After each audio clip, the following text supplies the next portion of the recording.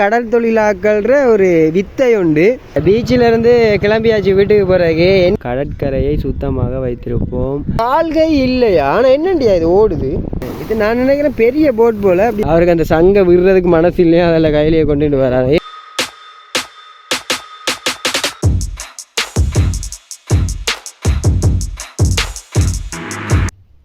Hello squad, நான் உங்கள் டிலெக்ஷன் இலங்கையிலேருந்து. இப்போ நம்ம எங்கே நிற்கிறோம் அப்படின்னு பார்த்தீங்கன்னா, இலங்கையில் வந்து மன்னாரில் கீரி, அதாவது கீரி பீச்சுக்கு போகிறதுக்காண்டி நான் இதில் நிற்கிறேன். குறிப்பாக சொல்லணுன்னா மாப்பிள்ளை நம்ம கூட இல்லை. ஏன்னா மாப்பிள்ளை வேறு ஏதோ வேலையாக அவன் எங்கேயோ போயிட்டான். ஸோ மாப்பிள்ளை இல்லாமல் வீடியோ எடுக்கிற கொஞ்சம் கஷ்டமாக இருக்குது. ஏன்னா நான் இதில் தனியாக தான் வந்தேன். வேறு லெவலான வீடியோ ஒன்று காட்ட போகிறோம். அதாவது கீரி கடற்கரைக்கு போக போகிறோம். கீரி கடற்கரையில் வந்து மீன் பிடிக்க போகிறாங்க. அதாவது வலையை விட்டு மீன் எப்படி கலட்டுறாங்க, அது இதில் எனக்கு பெருசாக தெரியவே தெரியாது. ஸோ அந்த வீடியோ தான் பார்க்க போகிறோம். நம்ம இப்போ கீரி பீச் இந்த பாருங்க, கீரி பீச்சுக்கு போகிற ரோட்டடியில் நிற்கிறோம். ஸோ வாங்க அப்படியே போயிட்டு என்னென்னலாம் அங்கே பண்ணுறாங்க, எப்படிலாம் மீன் எப்படி கலட்டுறாங்க, இல்லாட்டி நமக்கு எதுவும் மீன் வேண்டாலும் அதை வாங்கிட்டு வந்துடலாம். வாங்க. ஸோ ஓகே, நான் இன்றைக்கு என்னென்னு பார்த்தீங்கன்னா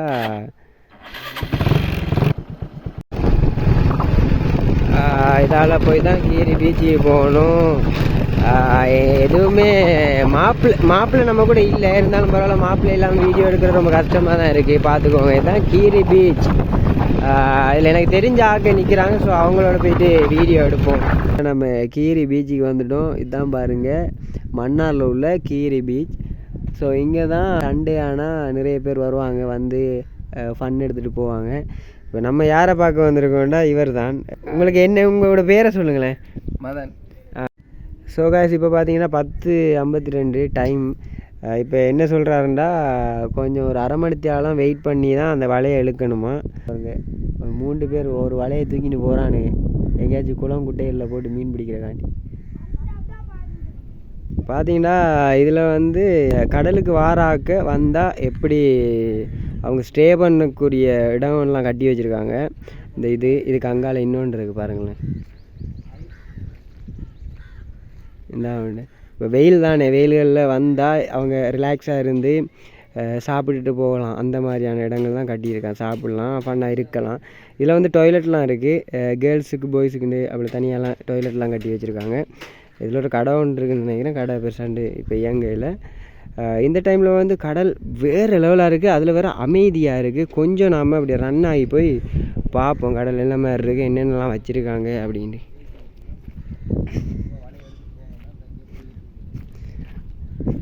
நான் நிறைய தடவை வந்திருக்கிறேன் இங்கே. ஆனால் இப்போ வந்து கடநாளுக்கு பிறகு வாரம் கடலுக்கு. இதில் என்ன போட்டிருக்காங்க, கடற்கரையை சுத்தமாக வைத்திருப்போம், கடல்சார் சூழல் பாதுகாப்பு அதிகார சபை. இது வந்து அரசாங்கத்தால் ஒரு போர்டு ஒன்று வச்சுருக்காங்க, கடற்கரையை சுத்தமாக பாதுகாக்கணும் அப்படி இப்படின்ட்டு.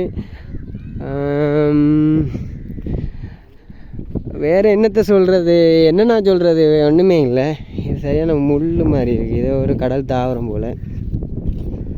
என்னென்னா ஃப்ரெண்ட்ஸ், கையில் வச்சுருந்து நம்மளோட ஸ்டிக் கொண்டு வரையில் வீடியோஸ் பண்ணுறதுக்கு. ஸோ அதால் வெளி வேலையாக வந்ததால் எதுவுமே கொண்டு வரையில. ஸோ என்னோட தெரிஞ்ச அண்ணா ஒரு ஆள் தான் சொன்னார், இங்கே வந்து நாங்கள் மீன் பிடிக்க போகிறோம்டா, ஸோ அதை எடுத்து நீ போட்டின்டா கொஞ்சம் தெரியாதவங்களுக்கும் தெரிஞ்ச மாதிரி இருக்கும் அப்படின்ட்டு.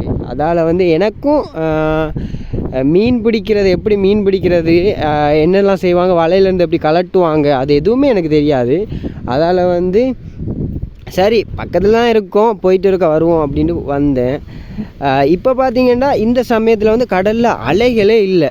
ஏன்னா காற்று பெருசாண்டி இல்லை போல். அதால் பாருங்கள் அலைகள் எதுவுமே இல்லை. சும்மா கடல் வந்து நீட்டாக இருக்குது. இந்த சமயத்தில் பீச்சுக்கு வரவங்க ஈஸியாக குளிக்கலாம். பீச்சுக்கு வந்து அலைகள் இல்லாமல் நம்ம நார்மலாகவே பீச்சில் இருக்கிற மாதிரியே குளிக்கலாம். இதில் ஒரு போட் உண்டு, செயலிலேருந்து போய் கிடக்கு இந்த போட். இது கனகாலமாக 1200-300 வருஷத்துக்கு முன்னாடி பாதிப்படைஞ்ச போட் மாதிரியே இருக்குது. அப்படிலாம் இல்லை, எப்போன்னு தெரியலை. இது நான் நினைக்கிறேன் பெரிய போட் போல், அப்படியே புதஞ்சி அப்படி இதாக கிடக்கு. ஆள் வருது. அப்போ ஆளை கூட்டிகிட்டு அவங்க போட்டிருக்க வலையை நம்ம ஃபஸ்ட் டைமே வந்திருக்கணும், வலை போடுறதுக்கு முன்னுக்கே வந்திருக்கணும். ஆனால் கொஞ்சம் லேட் ஆகிடு. ஸோ ஆளை கூட்டிகிட்டு அந்த வலை போட்டிருக்கிற இதை போய் பார்ப்போம். வேறு லெவலாக இருக்கும்னு நினைக்கிறேன். எனக்கே புதுசாக இருக்குது, வாங்க பார்ப்போம். என்னைய பார்த்தீங்கன்னா என்ன சொல்கிறாருன்னு பார்த்தீங்கன்னா காற்று கொஞ்சம் குறைவாக இருக்குண்ணே. காற்று குறைவாக கடல் கலக்கு தெளிவாக இருந்ததுன்னா நல்ல மீன் நல்லா ரைட். வலைக்கு 3 4 கிலோ கிளைக்கும் பிடிச்சோம். அப்படி கரை விலைக்கு பார்த்தோம். இன்னைக்கு போய் பார்ப்போம் கிடைக்குதான்னு பார்ப்போம். என்ன சொல்கிறாருன்னா இன்றைக்கு கடல் வந்து கொஞ்சம் கலங்கி போய் கிடக்கும், அதால் வந்து மீன் பெருசான்னு பிடிச்சிக்கலாம் தான். நேற்று வந்து ஒரு 3 கிலோ 4 கிலோ மீன் பிடிச்சிருக்காங்க. அப்போ கடல் இன்றைக்கு ஏதோ உள் வாங்குறதோ வெளி வாங்குறதோ ஏதோ சொல்கிறாங்க. நமக்கு எதுவுமே விளங்கி இழந்தா இது நீங்கள் போட்ட வலையா? Right right. இதில் இருந்து அங்கே வரைக்கும் வலை போட்டிருக்காங்க. ஸோ இந்த வலையில் தான் பார்க்க போகிறாங்க மீன் ஏதாச்சும் அம்பிட்டுருக்கா அப்படின்னு. ஃபஸ்ட்டு வந்து நம்ம கடலுக்குள்ளே போகிறதுக்கு முன்னால் நம்மளோட பாதணிகளை கலட்டி விட்டு போகணுண்ணே. பாட்டாக்களோட போயே இல்லாது. அதால் நம்மளோட பாதணிகள் எல்லாத்தையும் இதில் கலட்டி வச்சு போட்டு அப்படியே பாடிகளையும் அப்படியே சும்மா டிஷர்ட் இதுகளை கலட்டி வச்சுட்டு என்ட்ரி ஆகும். பார்த்தீங்கன்னா இப்போ நம்மளோட ஃபோனுகள் வச்சுருக்கிற திங்ஸுகள்லாம் இப்படி இந்த இதுகளுக்குள்ளே தொப்பிகளுக்குள்ளே வைப்போம். தொப்பி இல்லாதவங்க எதுவும் பேக்குகளை கொண்டு வாங்க. இப்போ பேக் இல்லாட்டி தொப்பிகளை இப்படி வச்சு போட்டு செஞ்சு காட்டுங்க. ரைட். இதான் கடல் தொழிலாக்கள்ற ஒரு வித்தை உண்டு. என்னென்னு பார்த்தீங்கன்னா அந்த ஃபோனை வச்சு தலையில் தொப்பியை போட்டார், அதுக்குள்ளே சேஃப்டியாக இருக்கும். கோல் வந்துன்னா கூட தொப்பியை கழட்டி போட்டு தண்ணிக்குள்ளே விழுந்தாலும் எடுக்கும்.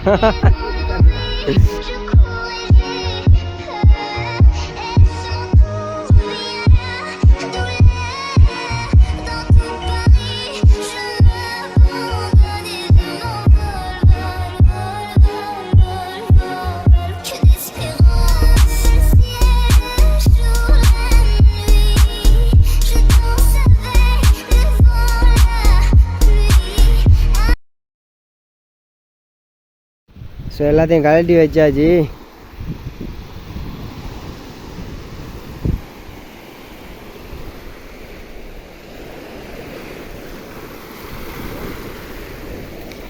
கன நாளுக்கு அப்புறமா கடல் தண்ணியில் நாங்கள் இறங்கி இருக்கோம்.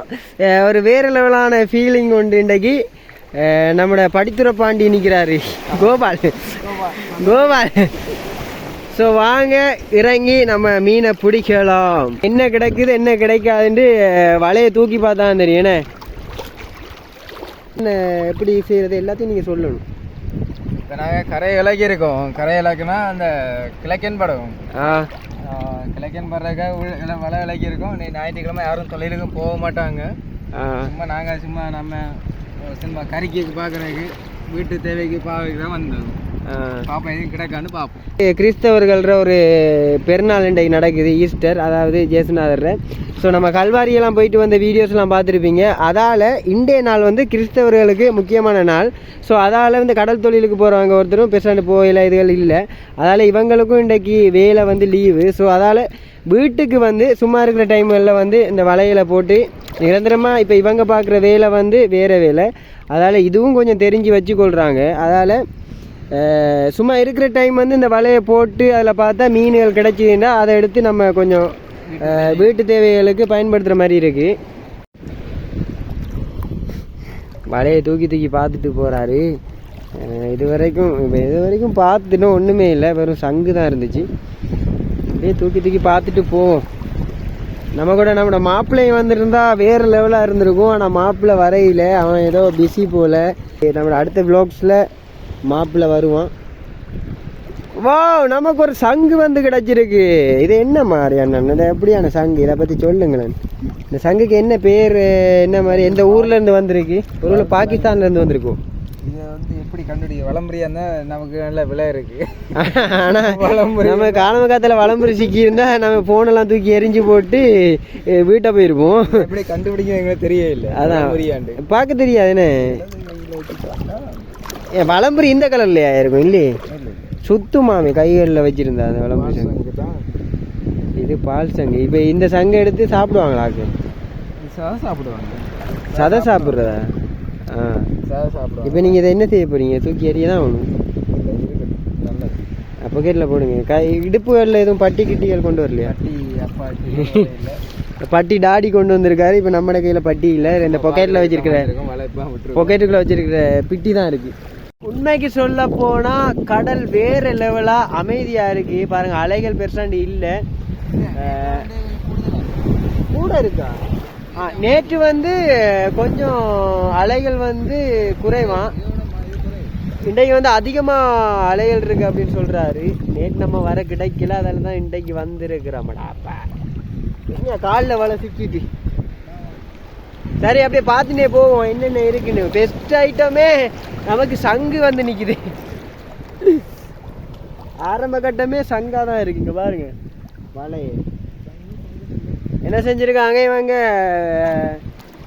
வேலைகள் இல்லாத டைமுகளில் வந்து இப்படி தான் வலைகளை விலைக்கு வாங்கி அதை செஞ்சு போட்டிருக்காங்க.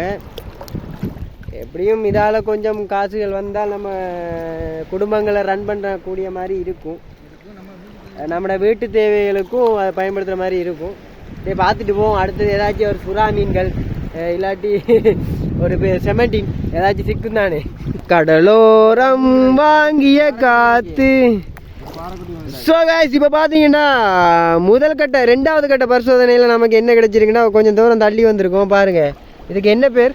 பாறைக்குட்டி. இது வந்து பாறைக்குட்டின்னு சொல்லக்கூடிய மீன் வந்து இப்போ அந்த மீன் வந்து நம்மளோட வலையில் உயிரோடு இருக்குது. பாருங்கள், நானே இப்போ தான் பார்க்குறேன், எனக்கு மீன்ற பேர் பெருசான்னு தெரியாது. இப்படியான கடல் தொழில் செய்கிற ஆட்கள்கிட்ட தான் கேட்டு நம்ம அறிஞ்சு கொள்ளணும். பரவாயில்ல. அப்போ இப்படியான மீன்கள் வந்து நம்மகிட்ட நிறைய அம்புட்டாலே காணுமேனே. கறி காய்ச்சிறக்காச்சும் உதவும். என்ன பொக்கெட்டில் போடுறீங்க? இப்போ தண்ணிக்குள்ளே கை வச்சு ஓடாதா? எதுவும் வலைகள் ஏதாச்சும் எடுத்துகிட்டு வரட்டா? எதுவும் எப்படி ரிக்ஸ்ன்னு பார்த்தீங்களா? இப்போ வந்து அவர் வந்து எப்படி அந்த ஃபோனை சேஃப்டி பண்ணாரோ அதே மாதிரியே இடுப்பில் சொருகி இருக்கார் அந்த பாறைக்குட்டி மீனை. இங்கே மீனவர்கள்கிட்ட வந்து ஒரு வித்தியாசமான அனுபவங்களை நம்ம பெற்றுக்கொள்ளலாம். ஏன்டா அவங்க செய்யக்கூடிய செயல்முறைகள்லாம் வந்து வித்தியாசமாக இருக்கும், ஆனால் அது சில பேருக்கு தெரியாது. இப்போ நான் வந்ததால தான் எனக்கே தெரியுது. இடுப்பில் வச்சுக்க அந்த மீன் வந்து இடுப்பில் பொட்டை இறங்கி நிற்கிது. அடுத்தது வந்து பார்த்தீங்கன்னா நமக்கு ஆம நண்டு ஒன்று கிடச்சிருக்கு. ஆம நண்டு அதுக்கு பேர். இந்த நண்டு வந்து நம்ம மற்ற நண்டுகளை மாதிரி சாப்பிடக்கூடிய நண்டு இல்லையா, இது வந்து சாப்பிடக்கூடாதான். பாஸ் இது சாப்பிட்ற இல்லை? அம்மா, இதான் வந்து ஆம நண்டு. ஸோ இந்த நண்டு யாரும் பார்த்துருப்பீங்களோ தெரியலை. அப்படி பார்த்து இந்த நண்டை பற்றின விஷயங்கள் உங்களுக்கு தெரிஞ்சுருந்தா கீழே கமெண்ட் பாக்ஸில் வந்து கமெண்ட் பண்ணுங்கள். எந்த ஊரில் இருக்கிறோம், இந்த ஊர்லேருந்து இந்த ஊரில் இந்த ஆம நண்டு நீங்கள் பார்த்துருக்கீங்களா அப்படின்ட்டு. பாருங்களேன், ஆரஞ்சு கலரில் இருக்குது, மஞ்சள் கலரில் இருக்குது. ஆனால் நண்டு மாதிரியே இதாக தானே இருக்குது. அந்த என்ன சொல்கிறேன்னா சாப்பிடக்கூடிய வகையில் அந்த கலர்லாம் அப்படி தானே இருக்குது. அதே பாஸ் சாப்பிட்ற இல்லை. நஞ்சா விஷமா? விஷம் இல்லை, இது சாப்பிட்றது இல்லை கூடுதல். இது நம்ம ஸ்ரீலங்காவை பொறுத்த அளவில் இந்த நண்டு வந்து சாப்பிட்றது இல்லையா? இப்போ சாப்பிட்றாங்க இருப்பாங்க, ஆனால் நம்மட ஆட்கள் சில பேர் சாப்பிட்ற இல்லை. இது வலையை வெட்டிடுமா? சரி, இப்போ மீனை இடுப்பில் அடிச்சிட்டாரு, இந்த நண்டை எங்கே அடிக்க போகிறான்னு சொல்லி தான் நான் ஆவேசமாக பார்த்துட்டு. நாங்கள் எடுக்க மாட்டேன், இந்த நண்டை அவர் எடுக்க மாட்டாராம். ஆமா, வேற லெவல் மாப்பிள்ள. டேய் சத்தியமா நீ பார்த்துட்டு இருந்தீங்கன்னா சத்தியமா பொறாம கூட வேண்டிய. என்னடா ஸ்விம்மிங் பூல்ல கிடக்குறாண்டி. ஆனால் ஸ்விம்மிங் பூல் இல்லை கும்பா, இது கடலில் கிடக்குறோம் நாங்கள். அவன் வரையிலையா, அவன் இன்றைக்கு ஏதோ வேலை, முக்கியமான வேலைன்றால இன்றைக்கு எங்கேயோ போயிட்டான். ஸோ நம்ம தான் வந்திருக்கிறோம். ஒரு புடி என்னத்தை பிடிக்கிறது. அடுத்ததான் நம்ம பாஸுக்கு ஒன்று அம்பிட்டு இருக்கு. என்ன சாமா இது? அந்த கரைகளில் கிடைக்கிற முள்ளு தானே? முள்ளு, ஆனால் நைஸாக கால் கையில். இது என்ன மீனா இல்லாட்டி என்ன மீன் வகையை சேர்ந்ததா? விஷயம் நம்ம இதை செஞ்சுக்கலாம். என்ன செய்யறது என்ன செய்யறது. இது பார்த்தீங்கன்னா சுற்றி வளைச்சி முள்ளா இருக்கு, கையை வச்சா குத்துன்னு நினைக்கிறேன். பூ மாதிரி இருக்குண்ணே. ஆனால் இது காஞ்சி போனால் அந்த ஓடு மாதிரி இருக்கும் உள்ளுக்குள்ள. அந்த எதுவுமே நூல் ஒன்று கோர்த்து. இதுக்கு வந்து இப்போ சின்ன பிள்ளைகளுக்கு கைவினை பொருட்கள் செய்கிறதுக்கு உதவும். ஏன்னா நிறைய பேர் அந்த பெயிண்ட் பண்ணியெல்லாம் செஞ்சு வச்சுட்டு இருப்பாங்க. இதை பற்றியும் தெரிஞ்சால் கமெண்ட் பண்ணிங்க பார்ப்போம். வேறு என்னென்னலாம் கிடைக்குதுன்னு அப்படியே நம்ம போகிற வ்ளாக்ஸில் இதை அப்படியே நான் அவர் காப்பாற்றி விட்றாரு. தூக்கி எறிங்க பார்ப்போம். ரைட், தூக்கி எறிஞ்சிட்டாரு. இவ்வளோத்துக்கு ஒரே ஒரு பாறைக்குட்டி தான் நம்மகிட்ட சிக்கியிருக்கு. சிக்கிதே பூமி. நான் தூக்கி பார்க்கும்போது எதுவும் என் கையில் அம்பிட்டு இருந்தால் எப்படி இருக்கும்?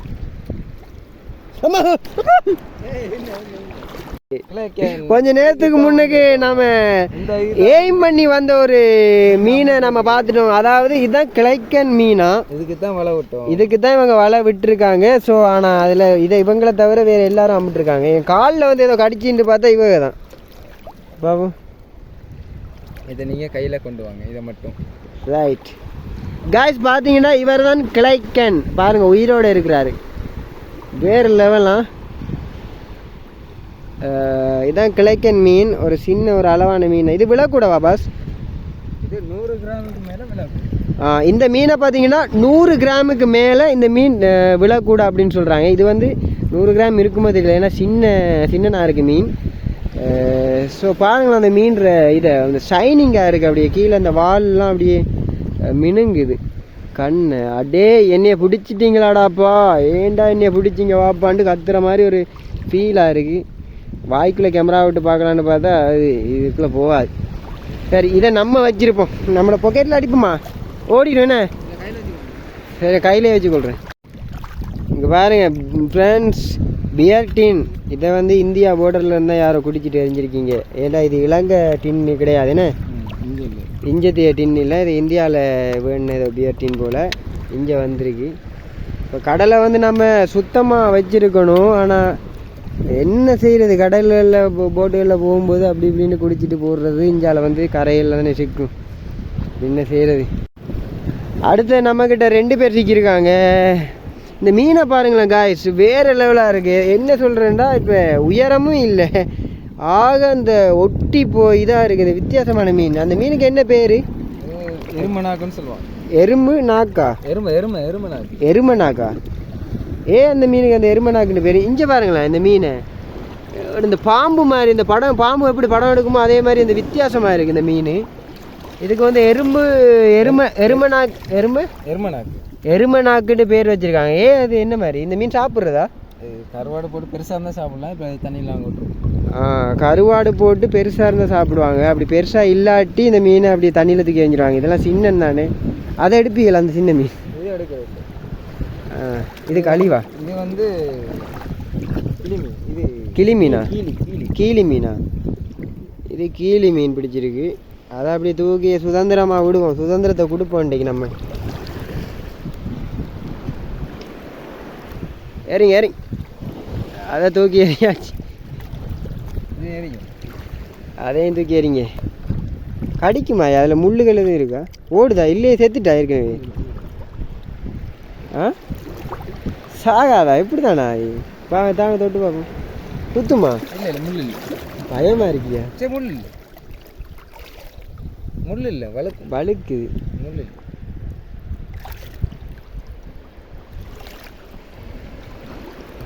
சரியா, தூக்கி எறிங்க. எருமை நாக்கியை தூக்கி எறிய போகிறோம். எறிங்க. விட்டா போகுதா? அது ஜாலியா போகுதுண்ணே. இப்போ இதில் விட்டால் இதில் கொலையிடும். அதை தூக்கி எரிஞ்சு விடுங்க அங்கால. ஸோ காய், இப்போ என்னென்னு பார்த்தீங்கன்னா, இந்த மீனை நான் கரைக்கு கொண்டு வந்துட்டேன். அவர் வந்து வலை பார்த்துன்னு போகிறாரு. எதுக்கும் ஒரு 100 கிலோமீட்டர் அளவுக்கு வலை போட்டிருக்காங்க போல். 100 கிலோமீட்டர் என்னமோ தெரியல. ஒரு அங்கே இருந்து அங்கே வரைக்கும் வலை போட்டிருக்காங்க. என்ன எதுவும் கிடைக்குதா? ரைட், இன்னொரு மீன் ஒன்று கிடைச்சிருக்கு போல். வாங்க கிட்ட போய் பார்ப்போம் என்ன மீன் கிடைச்சிருக்கு அப்படின்ட்டு. இன்றைக்கு மீன் பெருசாக கிடைக்கல போல இவங்களுக்கு. ஏன்னா நேற்று வரும்போது உங்களுக்கு நிறைய மீன் கிடைச்சிருக்கு. வாடி ராசாத்தி, ஏதோ பட்டுருக்குன்னு சொன்னீங்களே. ஸ்குவாட் பார்த்தீங்கன்னா, நான் சொன்ன மாதிரியே இவங்களோட சொந்தக்காரங்க யாரோ பட்டிருக்காங்க. இது இப்போ நம்ம கையில் வச்சுருக்க மாதிரி கிளைக்கன் மீன்ற இன்னொரு மீன், 2வது மீன். இதே அளவில் சிக்கினா கூட அந்த மாதிரி என்ன. ஏன்னா கொஞ்சம் பெரிய மீனாக இருந்தால் நம்ம விற்கலாம், இல்லாட்டி கறிக்கு எடுக்கிற அளவுக்கு ஒரு நிற்கும். பார்ப்போம், இனி போக போக அங்கால இருக்குமோ தெரியல. அங்கால வாய்ப்பு இல்லையா? பெரிய கண்ணி வேறு மீன் தான் கிடக்கும். அங்கால சொல்கிறாங்க ஏதோ பெரிய கண்ணியா வேறு மீன் கிடந்தான் கிடக்கும். பெரிய வலை தான் விட்டுருக்கேன். பெரிய வலை விட்டுருக்கீங்களா அங்கால? ஆனால் எடுக்கிற கஷ்டம்னு விட்டுறாதீங்க. குத்துமா? இது முள்ளெல்லாம் இல்லை. கையில் குத்துது. சரி விடுங்க.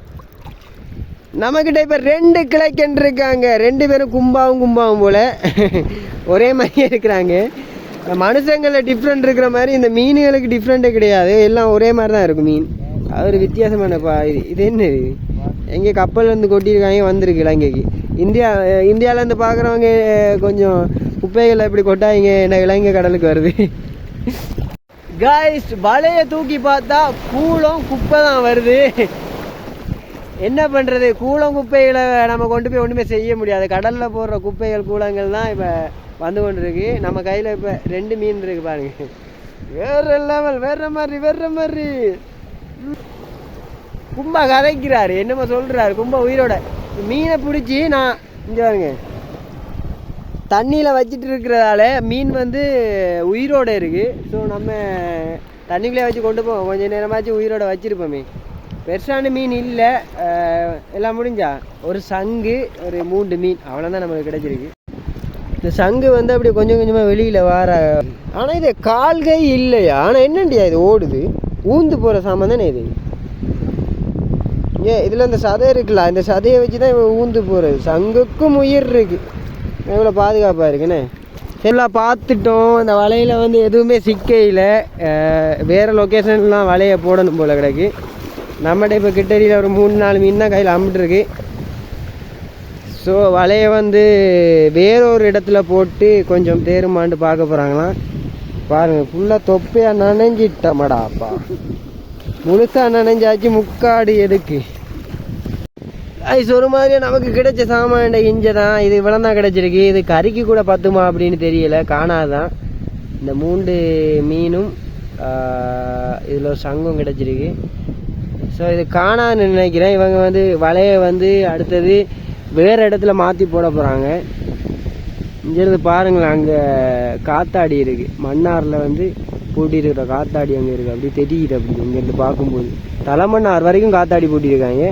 ஆனால் அந்த காத்தாடியை எதிர்த்து வந்து நிறைய பேர் இப்போ போராட்டம்லாம் பண்ணுறதுக்கு ரெடியாக இருக்கிறாங்க. ஆனால் இவங்க ஃபஸ்ட் டைமே அந்த காத்தாடி பூட்டுறதுக்கு இடங்கள் செட் பண்ணி கொடுக்கும்போது, இப்போ மக்கள் சில பேர் காணிக்குள்ளாலையும் காத்தாடி போகுந்தானே, அந்த டைமில் வந்து இவங்க பிரச்சனையை தட்டி கேட்டு இருந்திருந்தா இது நடந்திருக்காது. கடல் தொழில் செய்கிறவங்களாக இருந்தாலும் மக்களாக இருந்தாலும் நடந்திருக்காது. ஆனால் அதுக்கப்புறமா தான் இவங்க இது பண்ணுறது செஞ்சுருக்காங்க. அதான் பூட்டிட்டாங்களே, பிறகு என்னத்தை சொல்கிறது? என்ன பாஸ், பூட்டின பிறகு ஒன்றும் வேலை இல்லையே. காத்தாடி பூட்டினால என்ன விளைவுகளை நீங்கள் கடல் தொழிலாக்க சந்திப்பாங்கன்னு உங்களுக்கு தெரிஞ்சே சொல்லுங்களேன்.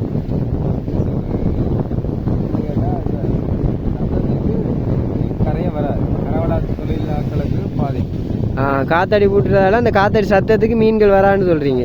மற்ற இந்த பறவைகளுக்கும் பிரச்சனை என்ன? கடல் சம்மந்தம், அந்த கடல் பக்கத்தில் பறந்து திரிகிற பறவைகளுக்கும் பிரச்சனை வரும். அதான் அடிப்பட்டு சாகுறது. அப்போ பறவைகள்லாம் வந்து அந்த காத்தாடியில் அடிப்பட்டு சாகும் அப்படின்னு சொல்கிறாங்க. அதுகள் போட்டதால் காத்தாடிகள் சவுண்டு இருக்குது தெரியுமா, இந்த சவுண்டுக்கு வந்து கரைகளில் மீன்கள் வராதுன்னு சொல்கிறாரு. ஸோ அது உண்மைதான். இருந்தாலும் எவ்வளவோ இடங்களில் பூட்டாத காத்தாடியை மன்னாரில் கொண்டு வந்து இவ்வளோத்துக்கு பூட்டியிருக்காங்கண்டா நம்ம அவ்வளோக்கு பெருசாக கதைக்க மாட்டோம் அப்படின்னு நினச்சி போட்டு தான் பூட்டியிருக்காங்க. என்ன பண்ணுறது, பூட்டின அப்புறம் எதுவுமே சொல்ல இயலாது. திரும்ப கரெக்டாக போகிறாங்க, வேலையை பார்க்கலாம். ஸோ காய்ஸ் பார்த்தீங்கன்னா இப்போ அவருக்கு அந்த சங்கை விடுறதுக்கு மனசு இல்லையா, அதில் கையிலேயே கொண்டுட்டு வராங்க. இப்போ கொண்டு போய் என்ன செய்ய போகிறீங்க? இதை கொண்டு போய் வச்சா இது இதாகிடும். ஆனால் பாவம் கொஞ்சம் பொலிசிங் பண்ணி வீட்டில் வைக்கிறதுக்கு இதே எடுத்துகிட்டு வரீங்க. அங்கால நிறைய இடங்களில் கொட்டியெல்லாம் வச்சுருக்காங்க. அங்கே சவுத் பார் இருக்குல்ல, சவுத் பார் துண்டுலலாம் இந்த சங்கெல்லாம் கொட்டியிருக்காங்க. அடிபட்டு நல்லா தான் இருக்குது. நான் இப்போ கொண்டு கடையில் விட்டுருவேன். இப்போ பார்த்தீங்கன்னா அவர் சொல்கிற அந்த சங்கை காப்பாற்ற போகிறாராம், அதை கொண்டே கடலில் விட்டு வந்துடுவாராம். சரி, நான் வண்டி எடுத்துகிட்டு போவோம், அவ்வளோதான். நம்மளோட வீடியோ இதோட முடிச்சு கொள்வோம். மீனே இல்லை, ஒரு 4 மீனோ 3 மீன் தான் கிடந்தது. நம்மளோட பேபி வெயிலில் நிற்கிது. ஸோ காய்ஸ், இப்போ என்னென்னு பார்த்தீங்கன்னா பீச்சிலேருந்து கிளம்பியாச்சு வீட்டுக்கு போகிறதுக்கு. என்ன சிக்கல்ன்ட்டு பார்த்தீங்கன்னா மீன் பெர்சன்ட் படையில், நம்ம வந்து அதிர்ஷ்டமோ தெரியலை, மீனே படையில் ஒரு 3 மீனும் ஒரு சங்கும் தான் அவங்களுக்கு கிடச்சிருக்கு. பரவாயில்ல, இன்னொருக்கா நம்ம அவங்க வலை போடும்போது இன்னொரு முறை போனோம்டா கட்டாயமாக நிறைய மீன்களை பார்க்கலாம். ஸோ நம்ம சேனலுக்கு யாரும் புதுசாக வந்திருந்தால் பெல் ஐக்கனை தட்டி சப்ஸ்கிரைப் பண்ணி வீடியோஸ் ஆளுக்கு கொடுத்து விடுங்க. அப்போ தான் நம்ம போடுற வீடியோஸ் எல்லாமே உங்களுக்கு ஃபோனில் நோட்டிஃபிகேஷனில் விடும். ஸோ நம்ம இப்படியே போவோம், போய் வீட்டை போயிட்டு சாப்பிட்டு அடுத்த வேலையில் பார்க்கலாம். பாய் பாய்.